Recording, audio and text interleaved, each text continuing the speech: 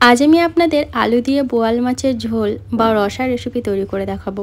তো চলুন দেখে নিই আজকের রেসিপিটা। এখানে আমি 5 পিস বোয়াল মাছ নিয়েছি। এখানে 3টে দাগার পিস আছে, একটা লেজা আর একটা পেটি আছে। এখন মাছের মধ্যে ভালো করে নুন আর হলুদটা মাখিয়ে নেব। যেহেতু এটা আঁশ ছাড়া মাছ, তার জন্য কিন্তু ভাজার সময় মাছটা খুবই ফাটে। তার জন্য এই মাছের মধ্যে অল্প একটু কাঁচা তেল দিলে মাছ ভাজার সময় অত ফাটে না। ভাজার সময় ফাটবেই, তবে তেলটা দিলে একটু কম ফাটে আর কি। তো ভালো করে নুন, হলুদ আর কাঁচা সর্ষের তেল মাছের মধ্যে মাখিয়ে 10-15 মিনিটের জন্য এটাকে আমরা ম্যারিনেট করে নেব। ততক্ষণ অন্যান্য প্রিপারেশনগুলো করে নিচ্ছি। এটা আমি যেহেতু আলু দিয়ে ঝোল বানাবো, তার জন্য এখানে আমি 2টো বড় সাইজের আলু এরকম লম্বা লম্বা করে কেটে রেখেছি। এখন মশলাটা তৈরি করে নেবো। তার জন্য একটা মিক্সিং জারের মধ্যে দিচ্ছি একটা ছোট্ট সাইজের পেঁয়াজ, 5-6 কোয়া রসুন আর 1/2 ইঞ্চ আদা। এখানে রসুনের থেকে আদার পরিমাণটা কিন্তু কম হবে, মানে রসুনের থেকে আদার পরিমাণটা অর্ধেক হবে। আর দিয়ে দিলাম কয়েকটা শুকনো লঙ্কা। আপনারা শুকনো লঙ্কার পরিবর্তে কাঁচা লঙ্কার ব্যবহারও করতে পারেন। দিচ্ছি 1 চামচ গোটা জিরে। তো জল দিয়ে মশলাটা একদম মিহি করে বেটে রাখবো। রান্নাটা করার জন্য প্রথমেই কড়াইতে দিয়ে দিচ্ছি সর্ষের তেল। তেল খুব ভালো করে একদম ধোয়া ওটা গরম করে নিতে হবে। তারপর খুন্তি দিয়ে এইভাবে পুরো কড়াইতে তেলটাকে ছড়িয়ে নিচ্ছি, যাতে কড়াইয়ের মধ্যে মাছগুলো লেগে না যায়। প্রথমে ধোয়া ওটা গরম করে নেওয়ার পর গ্যাসের ফ্লেমটা মিডিয়ামে রেখে মাছগুলো ছাড়তে হবে। তারপর সঙ্গে সঙ্গেই কিন্তু একটা ঢাকনা চাপা দিয়ে দিতে হবে, মানে এক হাতে মাছ ছাড়তে হবে আর এক হাতে একটা ঢাকনা কিন্তু রাখতেই হবে। কারণ ওই যে বললাম, আঁশ ছাড়া মাছ ভাজার সময় কিন্তু খুব ফাটে। তো সাথে সাথে এরকম ঢাকনা চাপা দিয়ে দিতে হবে। তারপর গ্যাসের ফ্লেমটা মিডিয়াম থেকে একটু হাইতে করে দিয়ে মাছগুলো একটু উল্টে পাল্টে লাল করে ভেজে নেব। তো একটু সাবধানের সঙ্গে কিন্তু মাছগুলো ভাজতে হবে। তো আর মাছগুলো ভাজা হয়ে গেছে, এখন আমি তুলে নিচ্ছি। এইভাবে বাকি মাছগুলো ভেজে নেব।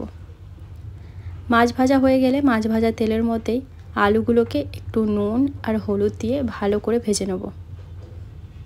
এখানে আমি মিডিয়াম ফ্লেমে ঢাকা চাপা দিয়ে আলুটাকে ভাজবো, যাতে আলুটা একটু সেদ্ধ হয়ে আসে। তো পরিমাণ মতো লবণ আর হলুদ দিয়ে দিলাম। এখন নেড়ে চেড়ে ভালো করে আলুটাকে ভেজে নিচ্ছি। এইভাবে একবার বোয়াল মাছের রসা বা বোয়াল মাছের আলু দিয়ে ঝোলটা বানিয়ে দেখবেন। গরম গরম ভাত দিয়ে কিন্তু অসাধারণ লাগে খেতে। তো দেখতেই পাচ্ছেন আলুটা আমি বেশ লাল করে ভেজে নিয়েছি। আলুটা কিন্তু এখন প্রায় 50% সেদ্ধ হয়ে গেছে। তো আলুটাকে তুলে নিলাম। ফোড়নের জন্য তেলের মধ্যে দিচ্ছি একটা তেজপাতা আর 1/2 টেবিল স্পুন গোটা জিরে। জিরেটাকে একটু লাল করে ভেজে নিতে হবে। তারপর এর মধ্যে দিয়ে দেবো একটা মিডিয়াম সাইজের পেঁয়াজ। আমি কিন্তু এই রান্নায় খুব বেশি পেঁয়াজের ব্যবহার করিনি। মশলার মধ্যে একটা ছোট্ট সাইজের পেঁয়াজ দিয়েছি আর এখানে দিয়েছি একটা মিডিয়াম সাইজের পেঁয়াজ কুচি। তো পেঁয়াজটাকে এখন লাল করে ভেজে নিতে হবে। দেখতেই পাচ্ছেন পেঁয়াজটা আমি ভেজে নিয়েছি। এরপর এর মধ্যে দিয়ে দিচ্ছি আগে থেকে যে মশলাটা বেটে রেখেছিলাম সেটা। এখন ব্যাস মশলাটা দেওয়ার পর খুব ভালো করে কিন্তু মশলাটাকে আমাদের কষিয়ে নিতে হবে। মাঝে এর মধ্যে পরিমাণ মতো লবণ দিয়ে দিচ্ছি হলুদ গুঁড়ো আর 1 চামচ কাশ্মীরি লঙ্কার গুঁড়ো। এটা সম্পূর্ণ অপশনাল, শুধুমাত্র কালারের জন্য দিলাম। তো এখন সব কিছু ভালো করে কষিয়ে নেব। যদি প্রয়োজন পড়ে তাহলে কিন্তু অল্প অল্প জল দিয়ে ভালো করে মশলাটাকে কষিয়ে নিতে হবে।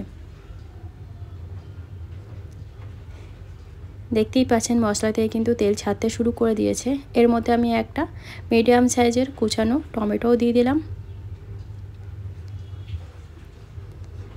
মোটামুটি 5-6 মিনিট টাইম নিয়ে মশলাটাকে খুব ভালো করে আমি কষিয়ে নিয়েছি। এখন এর মধ্যে দিয়ে দেবো ভেজে রাখা আলুটা। আলুটা যেহেতু আগে ভাজা আছে, তো বললামই আলুটা মোটামুটি 50 থেকে 60% সেদ্ধ হওয়াই আছে। তো এখন আলুটা দেওয়ার পর ভালো করে মশলার সাথে কষিয়ে নেব, যতক্ষণ না আলুটা পুরোপুরি সেদ্ধ হয়ে আসছে। প্রয়োজন পড়লে অল্প অল্প জল দিয়ে কিন্তু এখন আমাদের মশলাটা কষাতে হবে। তো এইভাবে আমি ঢাকা চাপা দিয়ে খুব ভালো করে মশলার সাথে আলুটাও কষিয়ে নিয়েছি মোটামুটি 4-5 মিনিট টাইম নিয়ে। আর এখন কিন্তু আমাদের আলুটা খুব সুন্দর সেদ্ধ হয়ে গেছে। তো আমি একটা আলু আপনাদের কেটে দেখাচ্ছি। দেখতেই পাচ্ছেন আলুটাও সেদ্ধ হয়ে গেছে। তো ব্যাস, এর মধ্যে এরপর আমরা জল দিয়ে দেবো। আপনারা যদি রসা বানাতে চান তাহলে অল্প জল দেবেন, আর যদি ঝোল বানাতে চান তাহলে জলের পরিমাণটা একটু বাড়িয়ে দেবেন। আর অবশ্যই কিন্তু গরম জল অ্যাড করতে হবে। যেহেতু গরম জল দেওয়া আছে সাথে সাথেই ঝোলটা ফুটে উঠবে। এরপর এর মধ্যে আমরা দিয়ে দেবো ভেজে রাখা মাছটা। মাছ দেওয়ার পর ভালো করে ঝোলের সাথে মাছটাকে মিশিয়ে নিয়ে ঢাকা চাপা দিয়ে আরও 2-3 মিনিট ভালো করে ঝোলের সাথে মাছটাকে আমরা ফুটিয়ে নেব।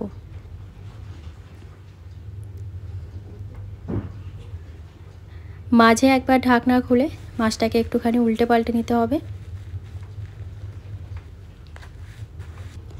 সব শেষে এর মধ্যে দিয়ে দিচ্ছি গোটা গরম মশলা বাটা। এখানে আমি 2টো এলাচ, 3টে লবঙ্গ আর 1 টুকরো দারচিনি ভালো করে বেটে রেখেছিলাম, সেটাই দিয়ে দিলাম। আপনারা চাইলে গরম মশলা গুঁড়োরও ব্যবহার করতে পারেন। ভালো করে মিশিয়ে নিয়ে গ্যাসের ফ্লেম অফ করে ঢাকা চাপা দিয়ে আমি 5 মিনিটের জন্য স্ট্যান্ডিং টাইমে রেখে দিয়েছিলাম। এখন গরম গরম সার্ভ করব। ভিডিওটা ভালো লাগলে অবশ্যই লাইক করে